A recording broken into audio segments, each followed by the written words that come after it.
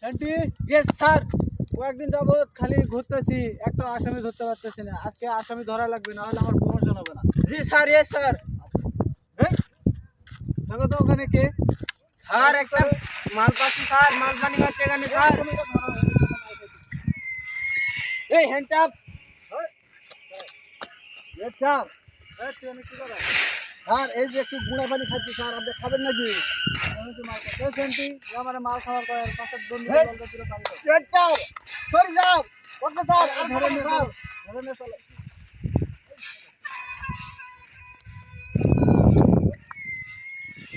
আর বলে স্যার আমাকে ছেড়ে দেন স্যার। স্যার আর করবো না স্যার মাল খাওয়ার কথা।